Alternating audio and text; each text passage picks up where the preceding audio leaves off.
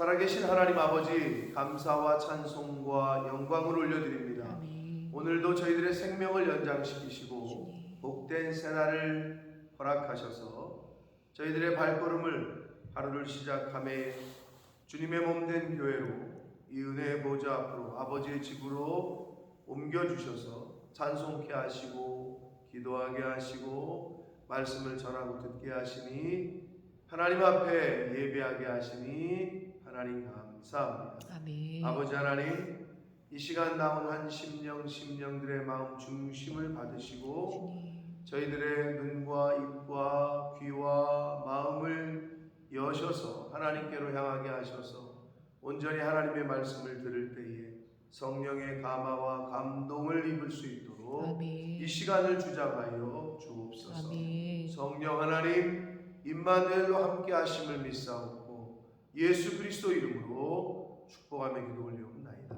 아멘. 아멘. 창세기 27장입니다. 장자권을 팥죽 한 그릇에 획득한 야곱이 축복을 받는 또는 가로채는 그러한 기록의 내용이 이제 27장입니다. 근데 이 27장을 어떻게 보느냐에 따라서 여러 가지 해석이 나올 수 있습니다. 굉장히 중요한데 성경은 우리에게 정확하게 알려주고 있지는 않으나 이것을 어떻게 해석하느냐에 따라서 물론 궁극적으로는 하나님의 섭리요, 하나님의 주권이라고 귀결이 되겠으나 이 부분을 어떻게 볼 것이냐. 한 뷰포인트는 뭐냐면 야곱과 어머니가 짜고 축복을 가로챘다. 물론 그 배후에도 하나님의 용인이 있었다. 물론 그렇죠. 하나님이 허락하시지 않으면 아무것도 되는 게 없습니다. 그렇다면 이거를 포지티브하게 볼 것이냐, 네거티브하게 볼 것이냐 라는 거죠. 그리고 이 리브가와 야곱이 이렇게 속이지 않았으면 과연 하나님께서 야곱으로 흐르는 구속사의 역사를 하지 못하셨을까? 그렇진 않을 거란 말이에요. 전지전능하신 하나님께서. 또는 야곱과 리브가를 그들의 그 거짓말과 그들의 계책을 선하게 사용하신 거다 라고 보실 수도 있고, 근데 그러면 속여서라도 축복을 저렇게 뺏으면 되는 거구나 라고 생각을 할 수도 있겠고, 이걸 여러분은 어떻게 보시는지 모르겠어요. 사실 주석학자들마다 사실 해석이 갈리긴 합니다. 이거를 포지티브 관점에서 보느냐, 아니면 조금 네거티브 관점에서 보느냐. 물론 그 두 관점 모두는 궁극적으로는 하나님의 주권, 하나님의 섭리라는 것에 비교할 수밖에 없어요. 그건 우리가 가타부타 결정을 내릴 수는 없으나, 그러나 묵상을 하시다 보면 성령의 감화와 감동이 이제 임하는데, 오늘 주시는 말씀 가운데에서 여러 가지 관점에서 생각을 해보는데, 하나님께서 이 시간 나에게 주시는 그 감화와 감동을 받게 되시길 축복합니다. 아멘. 자, 이삭이 나이가 많아 눈이 어두워 잘 보지 못했다. 이렇게 되어 있습니다. 우리의 육신의 눈은 요즘 저도 지금 가까운 게 안 보여가지고 어떻게 표현해야 되는가? 안경을 벗으면 멀리 있는 게 안 보이고 가까이 있는 게 잘 보여요. 근데 안경을 쓴 상태에서는 가까이 있는 게 안 보이기 시작했어요.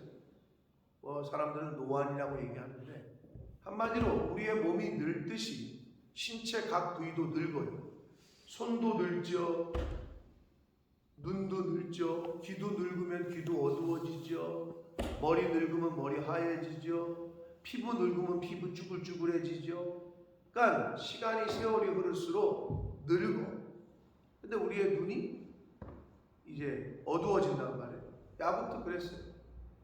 우리의 육체적인 눈은 어두워질지언정 영적인 눈은 계속해서 밝은 상태로 유지해야 될 줄 믿습니다. 영의 눈은 무슨 토비콘 먹는다고 좋아지는 게 아니에요. 토비콘 맞죠? 한국에서 눈 좋아지는 약 토비콘 그렇게 선전을 했던 것 같아요. 그거를 먹는다고 아무리 눈에 좋은 약을 먹는다고 영의 눈이 밝아지는 거 아니에요. 영의 눈은 하나님의 말씀으로만 계속해서 밝힐 수 있습니다. 왜냐하면 하나님의 말씀이 곧 빛이고 등불이기 때문에 그렇습니다. 그래서 육신의 눈이 어두워질지언정 우리의 영적인 눈도 어두워지게 해서는 안 됩니다. 자, 그런데 여기서 실제적으로는 이삭이 육신의 눈이 어두워진 걸로 보이나 이 제가 묵상을 하면서 이걸 어느 관점에서 어느 학자들은 이렇게 막 해석을 하는데 다 좋단 말이에요. 그런데 영적인 그 눈도 어두워진 게 아닌가라는 생각을 하게 되는 게 뭐냐면, 자, 리브가가 임신했을 때 하나님께서 이제 말씀하신 게 있죠. 이삭에게. 야, 쌍둥이인데 큰 자가 작은 자를 섬길 거다. 이게 하나님의 말씀이에요. 이삭이 너무 잘 알고 있었어요. 자, 그런데 지금 성경에서 앞에서 힌트를 줬어요. 이삭은 누구를 사랑한다고? 이삭은 누구를? 큰아들 에서. 리브가는 누구를? 둘째 막내인 야곱. 이미 그렇게 힌트를 줬고. 자, 오늘 27장에서 그 하나님의 말씀을 이미 알고 있는 이삭이 어떤 시도를 해요? 큰아들 에서를 축복하려고 하고 있어요. 분명히 하나님께서는 큰 자가 작은 자를 섬길 거다 라고 하셨거든요. 그런데 그 말씀에 반대되는 행동을 지금 하려고 시도를 하고 있어요. 제가 봤을 땐 영적으로 어두워져 있어요. 분명히 하나님의 음성을 들었거늘 왜 큰 자를 축복하려고 했을까? 고민을 해봤어요. 말 그대로 앞에 성경이 힌트를 준 대로 에서를 좋아했거든요. 장자, 인간적인 당시의 고대 근동 지방의 순리대로, 관습대로, 또 자기의 육신의 마음 가는 대로. 왜? 에서를 사랑했다고 성경은 우리에게 분명히 힌트를 주고 있으니까. 근데 지금 27장에서 그래서 이삭은 에서를 축복하려고 시도를 합니다. 그렇죠? 네. 근데 여기서 그 방법 또한 아마 그런 생각을 성도님들도 해보신 적이 있을 거예요. 하나님께서 분명히 애들을 가졌을 때 큰 자가 작은 자를 섬기게 될 거다 그렇게 말씀하셨으면 고민을 했을 거고, 이게 어떤 의미일까? 당시의 인간적인 그 관습과 관례대로는 장자인데, 우리나라도 옛날에는 진짜 큰아들 이렇게 여기는 사람들이 뭐 지금도 있을 거예요. 네. 그럼 뭐 막내는 뭐 아무것도 아니야. 내가 막내에서 이렇게 얘기하는 건 아니지만, 네? 똑같은 자녀들 말이에요. 아무튼 근데 이 이삭이 하나님의 말씀에 반대되는 결정을 하고 그 실행을 옮기는 과정에서 조건이 뭐예요? 큰아들에게 사냥해서 어떻게 먹을 거를 가져다가 내가 좋아하는 음식을 가져다가 나에게 갖다 바쳐라. 그럼 내가 너를 축복하겠다 이거잖아요. 이 방법 또한 이삭이 영적으로 어두워졌다는 게 느껴져요. 그런 느낌 안 드세요? 아니, 자기 먹을 거를 갖다 주면 축복하겠다. 사실 축복은 성경에 여기서 또 그 리브가가 야곱에게 말하는 7절에 보면, 별미를 만들어 내가 이게 야곱의 말을 들은 거를 이삭의 말을, 남편의 말을 들은 거를 둘째한테 전하는 과정에서 나를 위하여 사냥하여 가져다가 별미를 만들어 내가 먹게 하여 죽기 전에 여호와 앞에서 내게 축복하게 하라. 7절에 이렇게 돼 있잖아요. 근데 난 이거를 보면서 이것도 아주 웃기네. 하나님께서 복을 주시는 건데 하나님 앞에서 축복을 하면서 하나님께 예배를 드리거나 하나님께 제물을 드리기는커녕 음식 만들어 가지고 야 내가 좋아하는 음식을 가져다가 나에게 먹게 해라. 그럼 내가 너를 축복할게. 이 이삭의 방법이 틀렸다는 거예요. 제가 볼 때. 여기서부터. 아니 하나님께 분명히 말씀을 받았고 그러면 야 아들아 이제 내가 죽게 됐으니 우리 예배를 드리자. 하나님께 제사를 드리자. 제단을 쌓고 그리고 그 상황에서 하나님의 말씀대로 둘째를 축복하든지 했어야 되는데 이 과정 전체의 스토리가 이삭은 그게 싫은 거예요. 이삭은 자기의 육신의 감정대로 지금 큰아들한테 축복을 하고 싶었어요. 그리고 어떻게 해요? 자기가 나를 위하여 내가 좋아하는 음식 사냥해다가 나한테 바쳐라. 그럼 내가 너에게 축복하겠다. 지금 이게 복은 누가 주셔야 돼요? 하나님이 주셔야 되죠. 근데 이삭이 지금 자기가 하나님 노릇을 하려고 하고 있는 것처럼 보여요.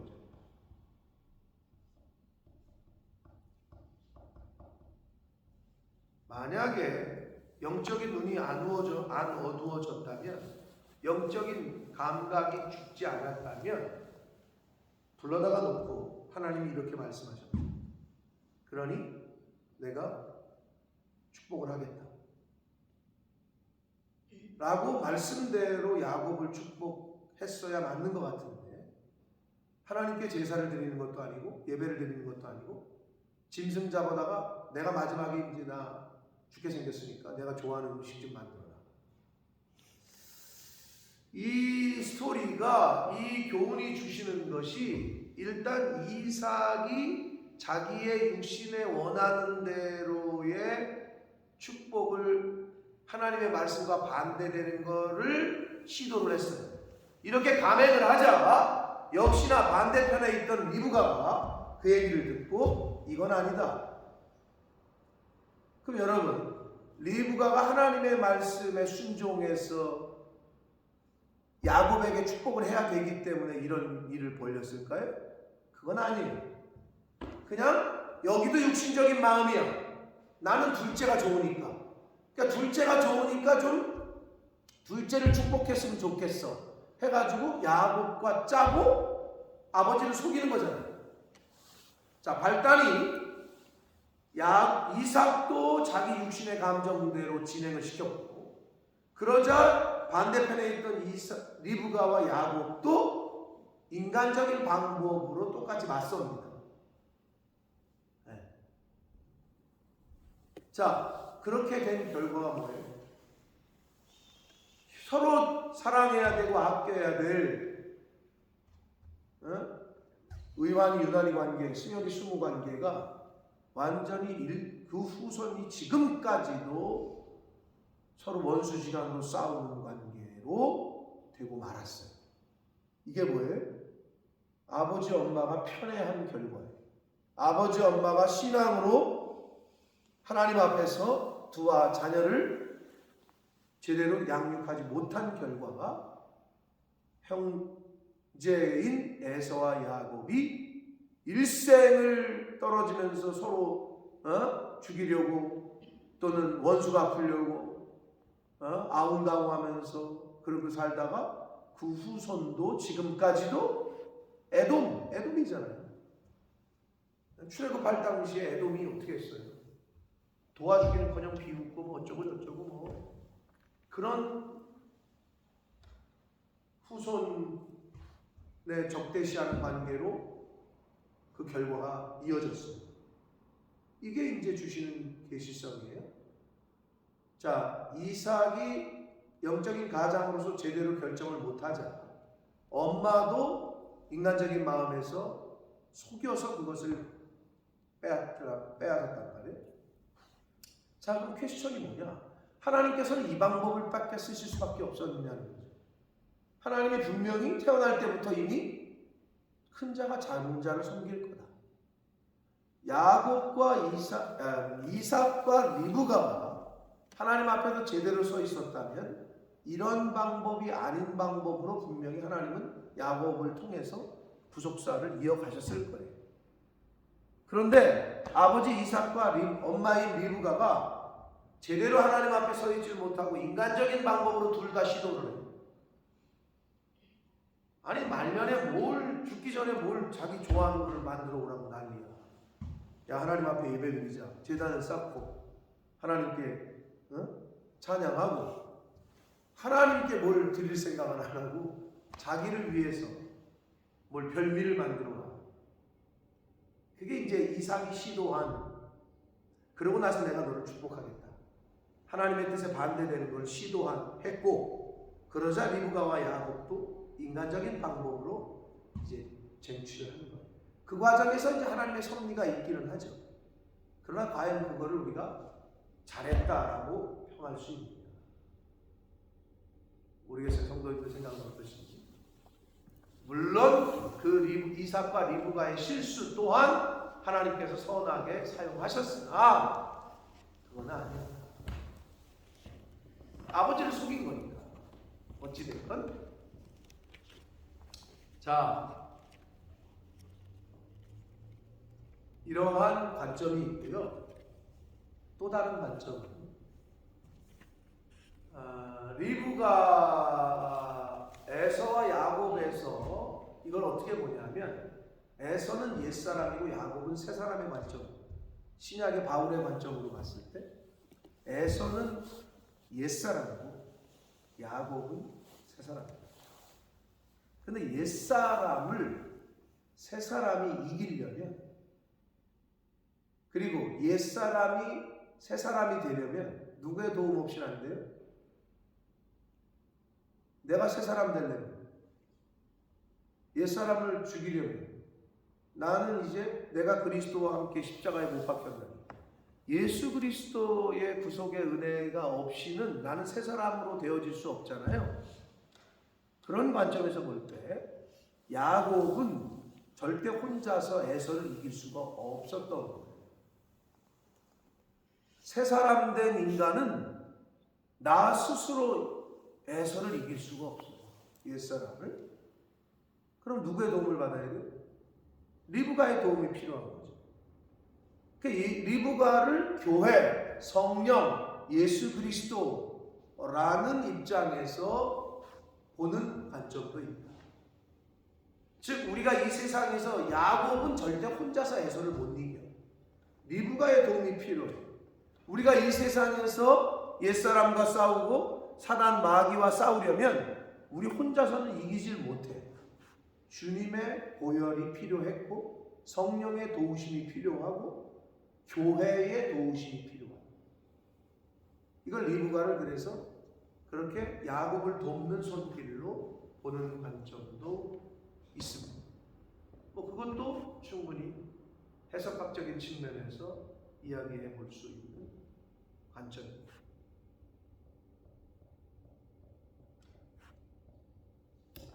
자, 그래서 제가 지금 이 가장 큰 핵심인 두 가지 관점을 말씀을 드렸고, 그러니까 두 번째 해석이 조금 더 포지티브한 거죠.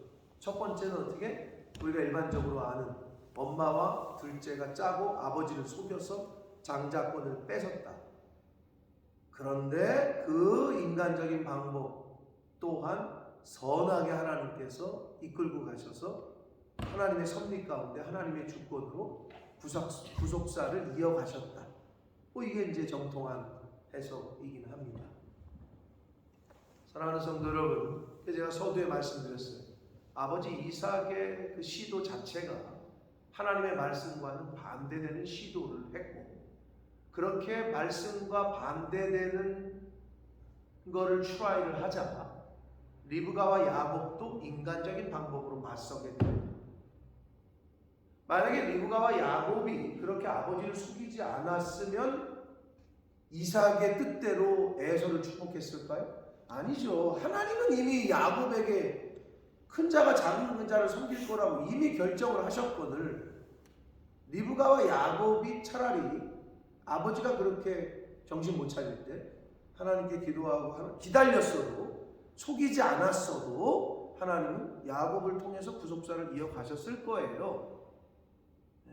그런데 둘 다 똑같이 어떻게 보면 자신들의 자유의지를 선택으로 그렇게 결정을 하니 배후에 계신 하나님께서는 이것들 봐라, 이걸 어떻게 하지?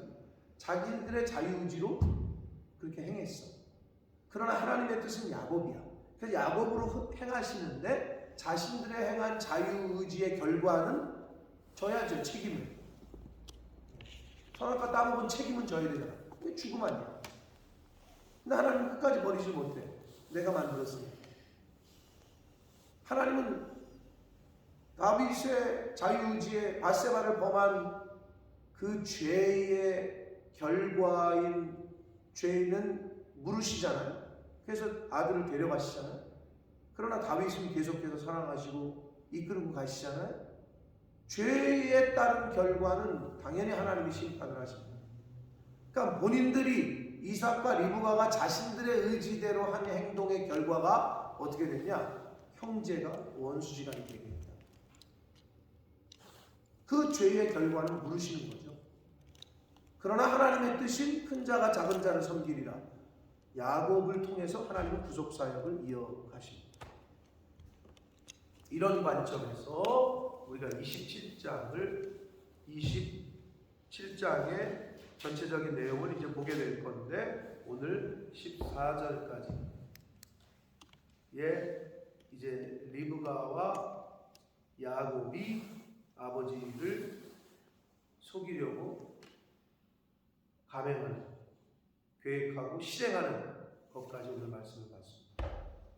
자, 이삭도 하나님의 뜻과 반대되는 자기의 내 원대로 에서에게 축복하려고 시도를 했고, 그러자 리브가와 야곱도 그거를 막기 위해서 아버지를 숨기는 인간적인 방법으로 맞서게 됩니다. 그 결과는 이제 성경에서 계속해서 우리에게 잘 보여줄 겁니다. 사랑하는 성도 여러분, 하나님이 말씀하셨으면 그 말씀을 신뢰하고 끝까지 기다리시는 저와 여러분 되시길 축복합니다. 인간적인 방법을 쓰게 되면 어떤 일이 벌어지는지 지금 이 이삭과 리브가 야곱과 에서와 야곱의 관계를 통해서 잘 보여주고 있습니다. 그 결과는 부모된 자로서는 자식들에게 물려주지 말아야 될 것을 물려주게 되는 너무 아픈 결과로 이제 열매 맺게 됩니다.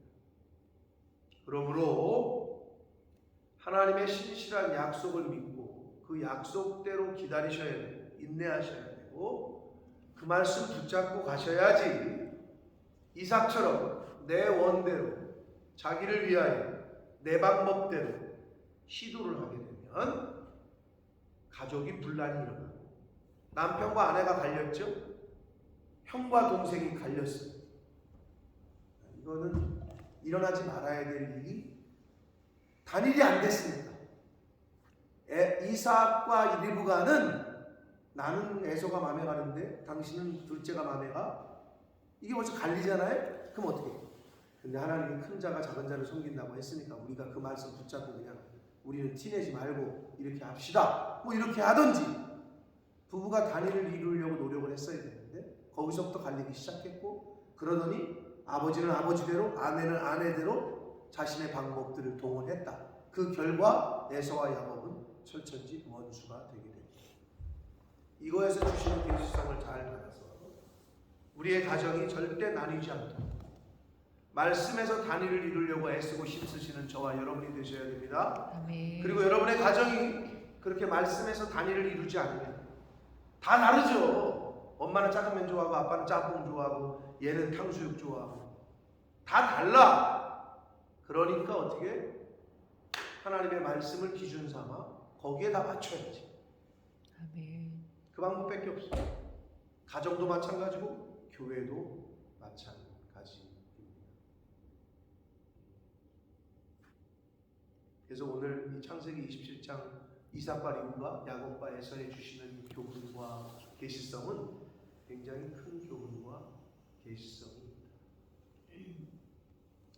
저와 여러분의 가정이 그리고 우리 교회가 충분히 이럴 수 있어요. 우리도 가정도 교회도. 그러나 이런 똑같은 실수를 범하지 말고 이미 하나님이 약속의 말씀을 주셨거늘 그 약속의 말씀을 믿고 갔어야 되는데 본인들의 느낌대로 본인들의 마음이 가는 대로 결정을 하고 행한 결과 그게 얼마나 마음 아픈 일이 그런 열매를 맺었는지 이제 우리가 봤으니까 똑같은 실수를 하지 않는 저와 여러분의 가정과 우리 몸된 교회가 되기를 예수 그리스도 이름으로 축복합니다. 아멘. 살아계신 하나님 아버지 감사와 찬송과 영광을 올려드립니다.